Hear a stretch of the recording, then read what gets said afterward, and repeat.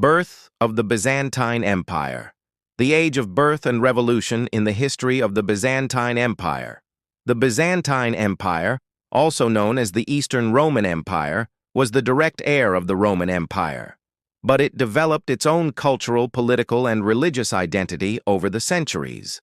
Its official birth can be traced back to 330 AD, when Emperor Constantine I refounded the city of Byzantium, renaming it Constantinople, modern-day Istanbul, and made it the new capital of the Roman Empire. The choice of Constantinople was not accidental.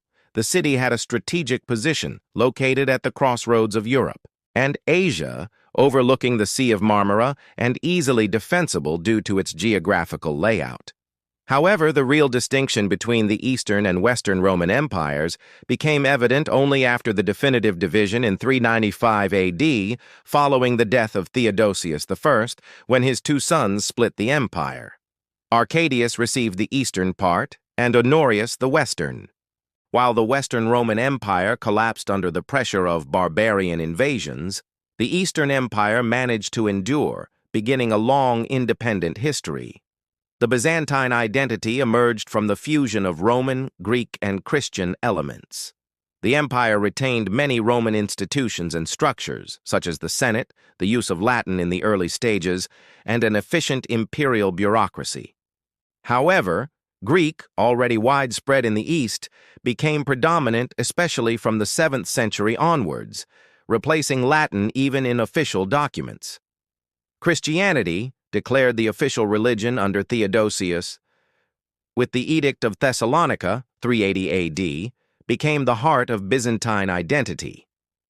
The emperor was considered God's representative on earth, and the empire took on a theocratic character that deeply influenced every aspect of public life. One of the first major revolutions was the religious and social transformation that led to the complete Christianization of society. Pagan temples were converted into churches, ecclesiastical constructions were promoted, and new values related to asceticism, charity, and the salvation of the soul emerged. Religious festivals, saints, and relics became central to daily life, while monasteries began to play a key role in preserving knowledge and spreading culture. Another crucial revolution was the administrative and military reform carried out by Justinian I in 527-565, one of the most important emperors in Byzantine history. His reign marked the height of the empire. Justinian attempted to restore the ancient Roman glory, launching a series of military campaigns that led to the temporary reconquest of Italy, Gothic War, North Africa, against the Vandals, and parts of southern Spain. In addition to military efforts, Justinian promoted a vast legislative project. The Corpus Juris Civilis, compiled by the jurist Tribonian, systematized Roman law and became a fundamental basis for modern European legal systems. During his reign, there was also a flourishing of culture and architecture. The Hagia Sophia, built between 532 and 537, is still considered one of the wonders of Byzantine architecture. It symbolized not only the greatness of the empire, but also the centrality of the Christian faith in public life.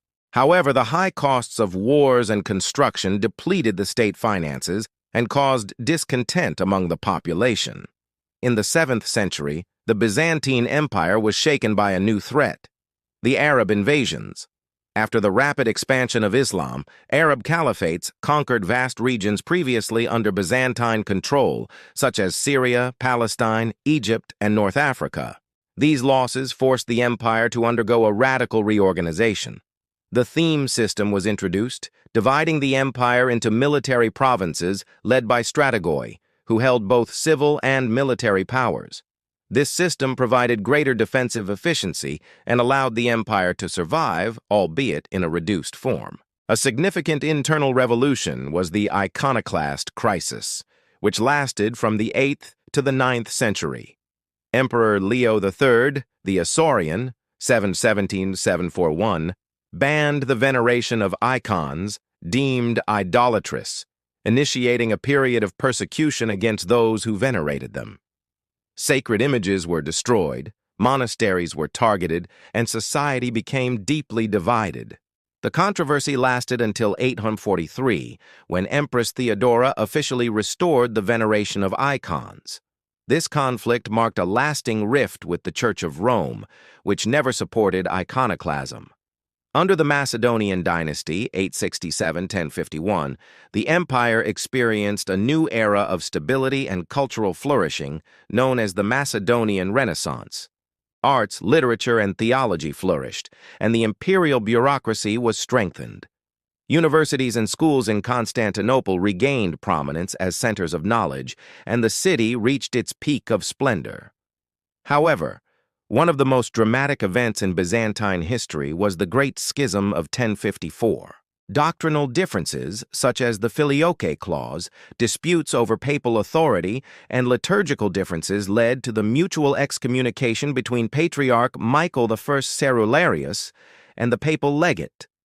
This schism marked the definitive separation between the Roman Catholic Church and the Eastern Orthodox Church, contributing to Byzantium's political and spiritual isolation.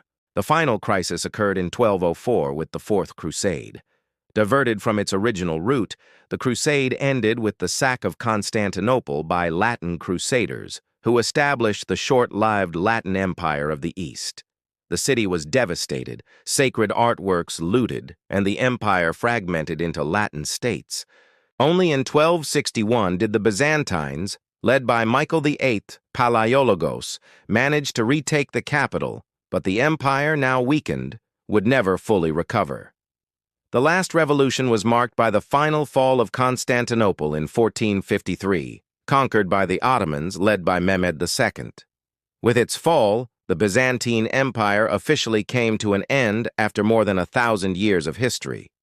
However, its legacy still lives on today in Orthodox culture, sacred art, philosophy, law, and the historical memory of Eastern and Mediterranean Europe.